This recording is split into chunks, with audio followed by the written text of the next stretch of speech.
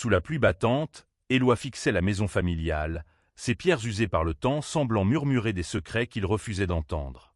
Son cœur battait à tout rompre, comme s'il cherchait à fuir son propre corps. « Ils veulent que je me marie à sa place », murmura-t-il, la gorge nouée, tandis que l'image de son frère défunt, Adrien, dansait dans son esprit comme une ombre insaisissable.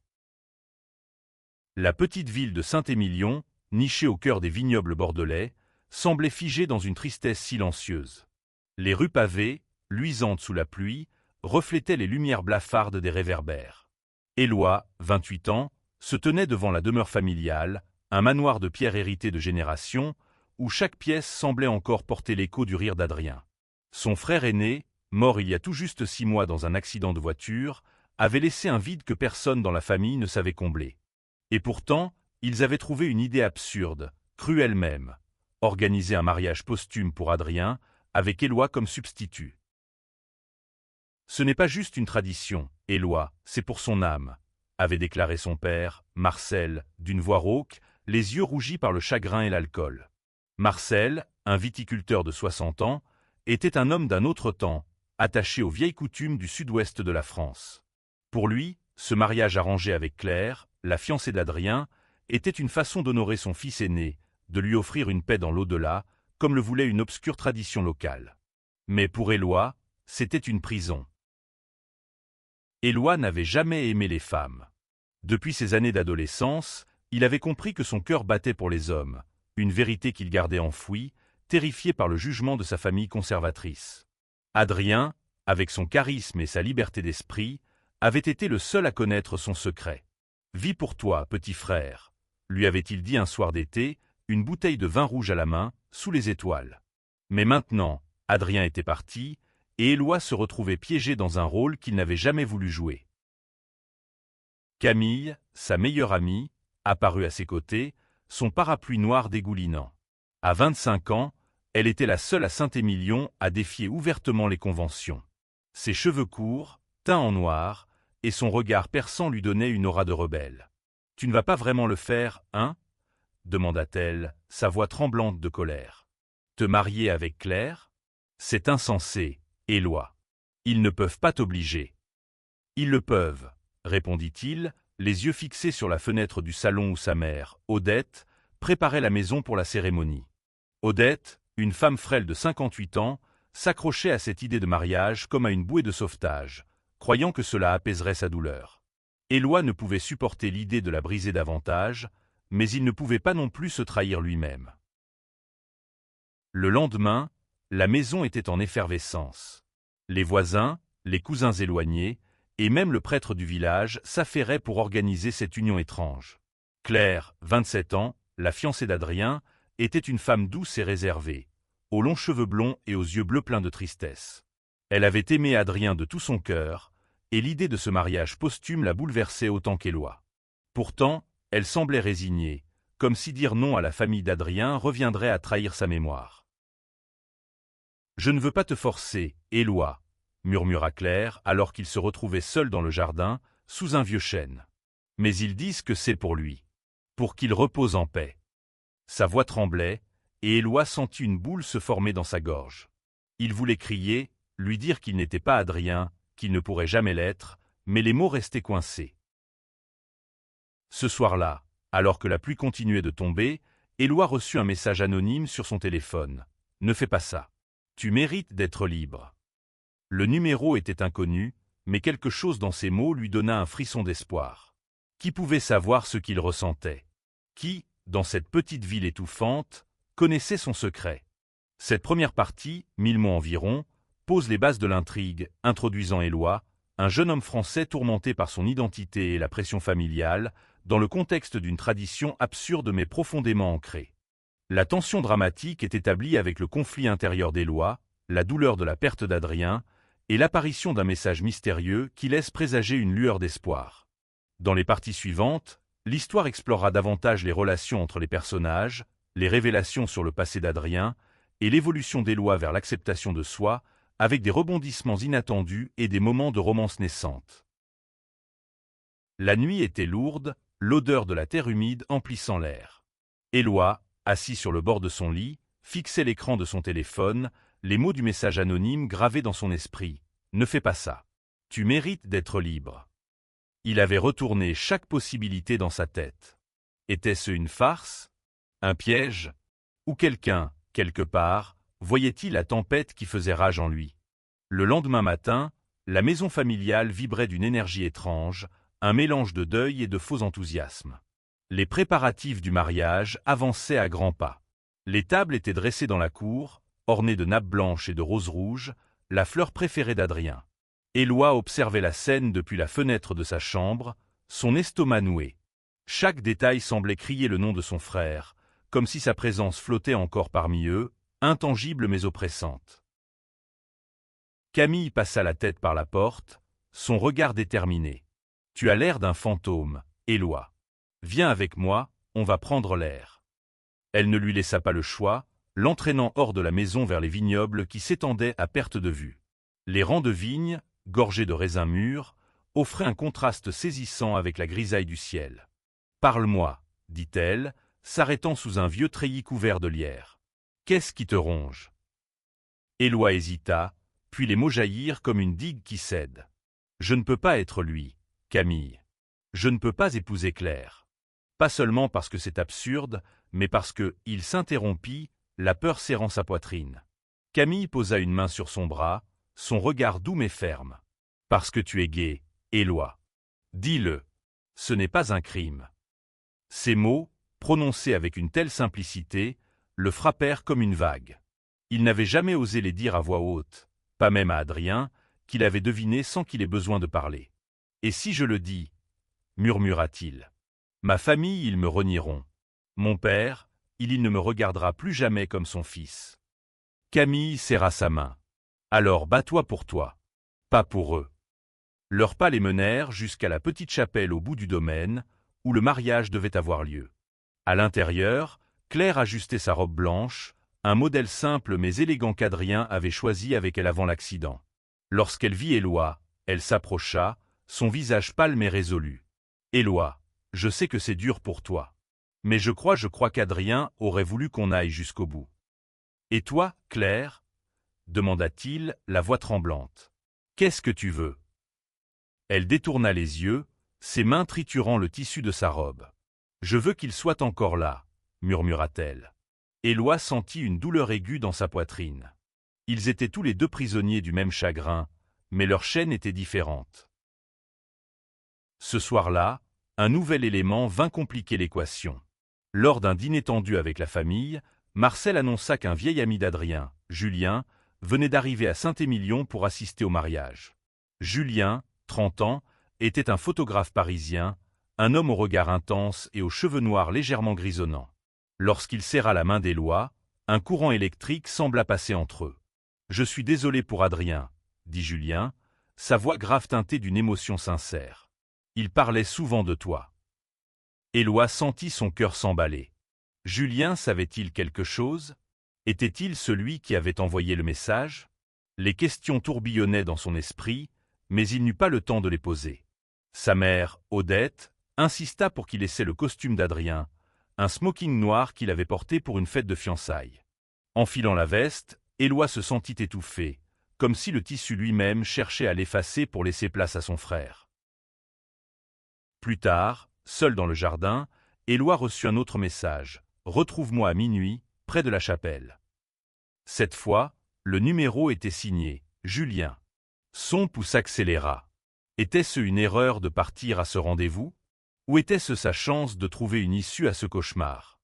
Cette deuxième partie, 1000 mots environ, approfondit le conflit intérieur d'Éloi, introduit Julien comme un personnage clé et potentiel allié, et renforce la tension dramatique avec l'approche imminente du mariage. L'histoire continue de tisser des thèmes de deuil, d'identité et de courage, tout en posant les bases pour une connexion émotionnelle entre Éloi et Julien. Minuit sonnait à l'horloge de la chapelle, son carillon résonnant dans la nuit silencieuse. Éloi, le cœur battant, se tenait sous l'arche de pierre, l'humidité de l'air collant à sa peau. Julien émergea de l'ombre, son regard perçant illuminé par la faible lueur d'un réverbère. « Merci d'être venu », murmura-t-il, sa voix douce mais empreinte d'une urgence contenue. Éloi croisa les bras, tentant de cacher son trouble. « C'est toi qui m'as envoyé ces messages, n'est-ce pas ?»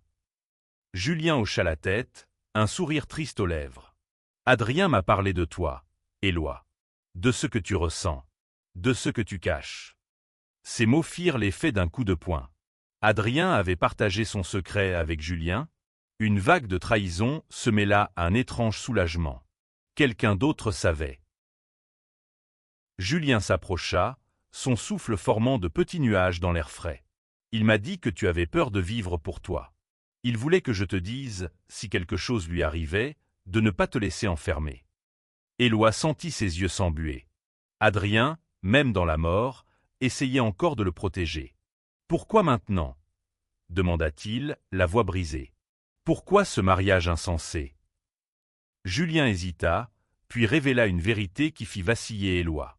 « Ce n'est pas juste une tradition. Ton père, il pense que ce mariage apaisera un scandale. Adrien et moi, nous étions plus que des amis. » Le monde sembla s'arrêter. Éloi fixa Julien, abasourdi.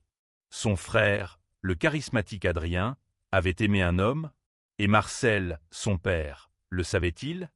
Il l'a découvert juste avant l'accident, continua Julien, les yeux baissés. Il était furieux. Il a menacé de tout révéler au village si Adrien ne rompait pas avec moi. Adrien a refusé. Et puis l'accident. La voix de Julien se brisa, et Éloi sentit une colère sourde monter en lui. Était-ce possible que son père ait orchestré ce mariage pour effacer la vérité sur Adrien? Pour le faire rentrer dans une case qu'il avait toujours défiée? Le lendemain, la tension dans la maison était palpable. Marcel supervisait les derniers préparatifs, son visage fermé ne laissant rien transparaître.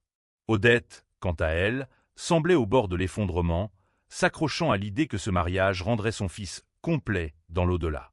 Éloi, déchiré entre sa loyauté envers sa famille et la vérité qu'il venait d'apprendre, évitait Claire, incapable de croiser son regard sans penser à Adrien et Julien. Camille, toujours à l'affût, remarqua son trouble. « Qu'est-ce qui se passe, Éloi? Tu as l'air d'avoir vu un fantôme. » Ils s'éloignèrent dans les vignes, et Éloi lui confia tout, les messages, la rencontre avec Julien, la révélation sur Adrien. Camille resta silencieuse un moment, puis murmura « Tu dois arrêter ce mariage. Pas seulement pour toi, mais pour Adrien. Il n'aurait jamais voulu ça. » Mais comment faire? Dire la vérité à sa famille reviendrait à briser le fragile équilibre qui les maintenait ensemble depuis la mort d'Adrien. Et pourtant, chaque pas vers l'autel le rapprochait d'une vie qui n'était pas la sienne. Ce soir-là, alors que la maison s'endormait, Éloi trouva une vieille boîte dans la chambre d'Adrien, remplie de lettres et de photos. Parmi elles, une image de Julien et Adrien, riant ensemble sous un cerisier en fleurs. Au dos, un mot d'Adrien, à Éloi, sois libre. Cette troisième partie, 1000 mots environ, intensifie le drame avec la révélation du passé d'Adrien et de Julien, ajoutant une couche de complexité au conflit familial. Éloi est confronté à un choix crucial, respecter la mémoire de son frère en défiant sa famille ou céder à la pression. La découverte des lettres d'Adrien marque un tournant émotionnel, renforçant sa détermination. Les lettres d'Adrien pesaient lourd dans les mains d'Éloi, chaque mot tracé de sa main réveillant des souvenirs qu'il croyait enfouis. Sous la lueur vacillante d'une lampe, il lut et relut la phrase « Sois libre ». Ces deux mots, simples mais puissants, semblaient lui crier de briser les chaînes invisibles qui l'entravaient. Pourtant, à l'aube du jour du mariage, la peur l'étreignait encore. Le manoir était un tourbillon d'activités. Les invités, vêtus de costumes sombres et de robes élégantes, murmuraient des condoléances mêlées de curiosité. Éloi, dans le smoking d'Adrien, se sentait comme un imposteur, chaque regard posé sur lui renforçant ce sentiment. Claire, dans sa robe blanche, semblait tout aussi perdue, ses yeux rougis par des larmes qu'elle tentait de cacher. « On peut encore arrêter ça », murmura-t-elle alors qu'ils se tenaient côte à côte dans la chapelle. Éloi serra les poings, incapable de répondre. Julien, discret mais présent, observait depuis le fond de la salle. Son regard croisa celui d'Éloi, et pour la première fois, Éloi y vit autre chose que du chagrin. Une lueur d'espoir, une invitation à se battre. Mais avant qu'il ne puisse agir, Marcel s'approcha, son visage marqué par une détermination froide. « Tu fais ça pour Adrien, Éloi. Ne nous déçois pas. » La cérémonie commença, le prêtre récitant des paroles qui semblaient vides à Éloi. Chaque mot prononcé le rapprochait d'un point de non-retour. Alors que le prêtre demandait s'il acceptait Claire comme épouse, le silence s'abattit sur la chapelle. Éloi sentit son cœur s'arrêter. Sa voix trembla, et il vit le visage de son père se crisper. Soudain, un cri retentit. Camille, debout au fond de la chapelle, lança « Arrêtez ! Ce mariage est une farce !» Les murmures des invités s'amplifièrent, et Marcel devint livide. « Camille, tais-toi !» hurla Odette, mais Camille avança, implacable. « Éloi n'est pas Adrien. Et Adrien, il n'aurait jamais voulu ça. Il aimait Julien. » Le chaos éclata. Les invités chuchotaient, choqués, tandis que Marcel saisissait Camille par le bras, furieux. Éloi, figé, sentit une main se poser sur son épaule. « Julien, dis la vérité, Éloi. C'est maintenant ou jamais. » Prenant une profonde inspiration, Éloi monta sur l'estrade, sa voix tremblante mais résolue. « Je ne peux pas faire ça. Pas parce que je n'aime pas Claire, mais parce que je ne suis pas Adrien. Et parce que je suis gai. » Un silence glacial s'installa. Odette éclata en sanglots, et Marcel quitta la chapelle sans un mot. Claire, les larmes aux yeux, murmura « Merci, Éloi ». Les invités, partagés entre choc et compassion, commencèrent à partir. Mais pour Éloi, un poids immense s'était envolé.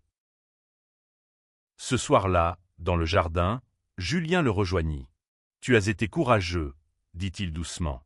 Éloi sourit, pour la première fois depuis des mois. « Je l'ai fait pour Adrien. Et pour moi. » Sous les étoiles, ils parlèrent jusqu'à l'aube, une connexion naissante entre eux, fragile mais réelle. Cette quatrième partie, 1000 mots environ, marque le point culminant de l'histoire, avec la confrontation dramatique dans la chapelle et la révélation publique d'Éloi.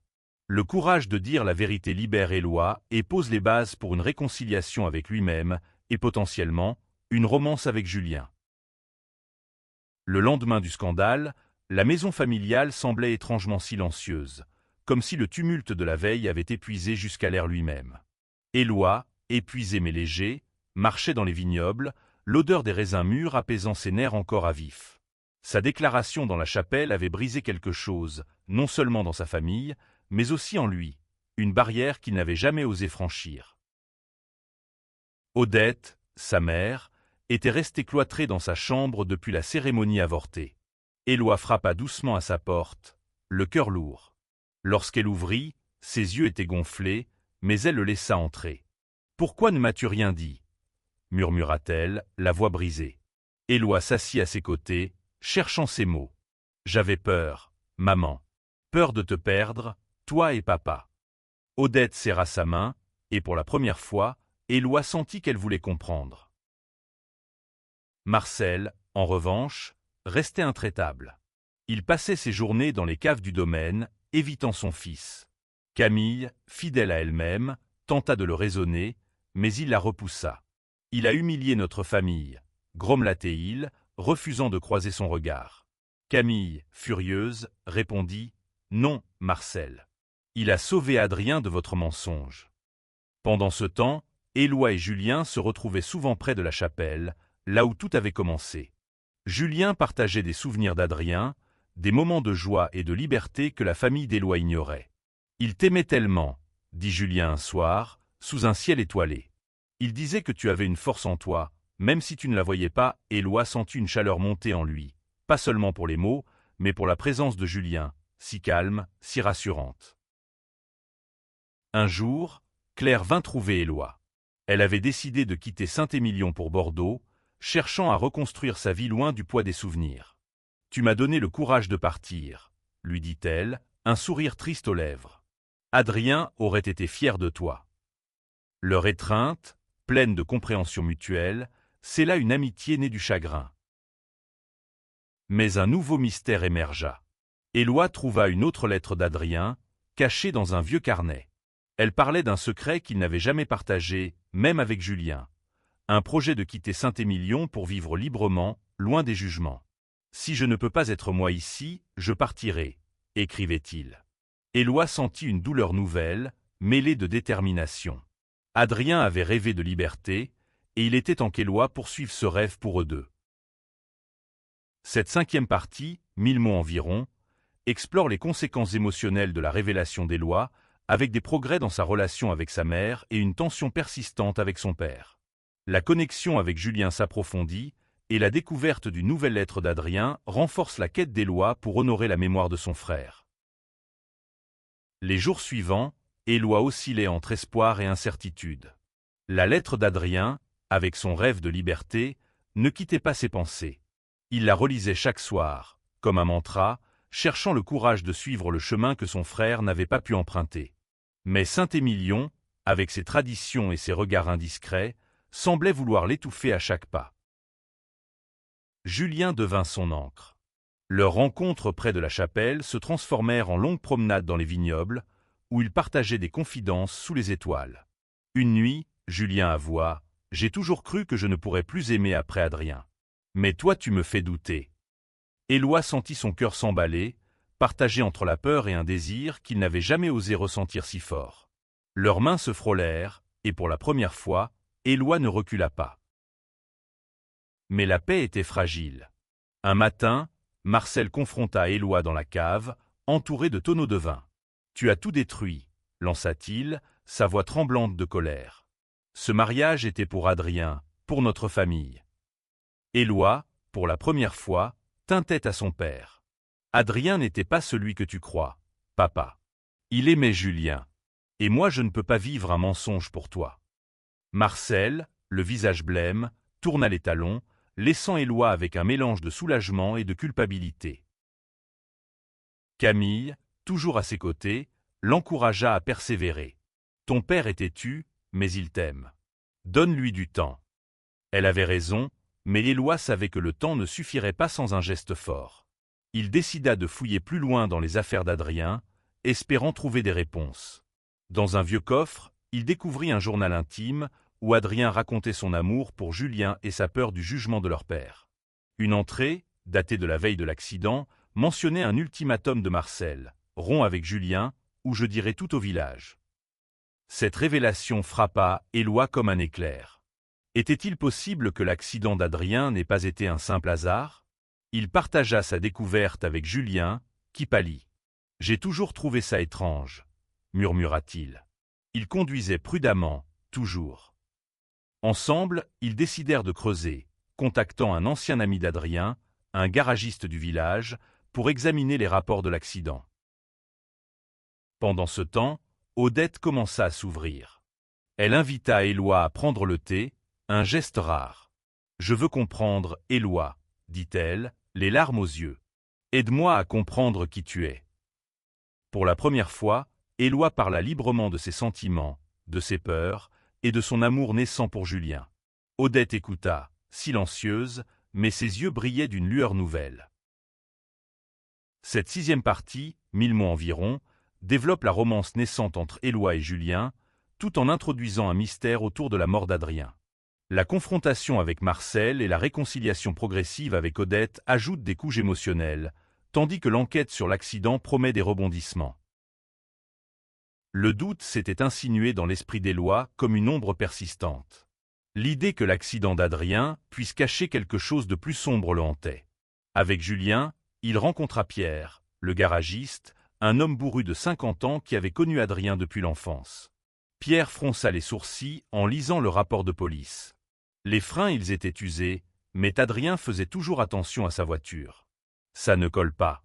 Cette révélation alimenta leur détermination.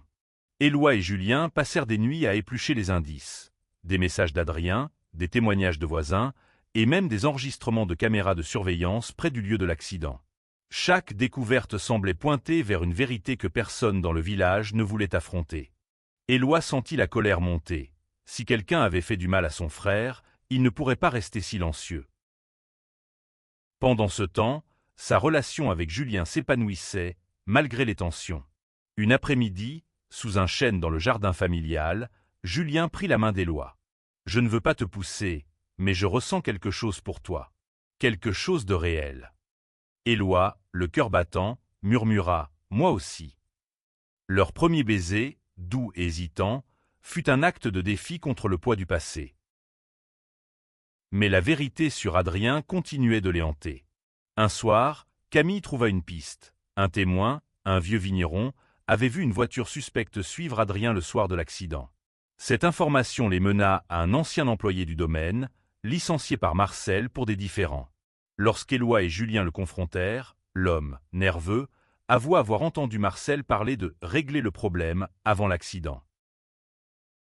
Éloi, bouleversé, retourna voir son père. « Dis-moi la vérité, papa.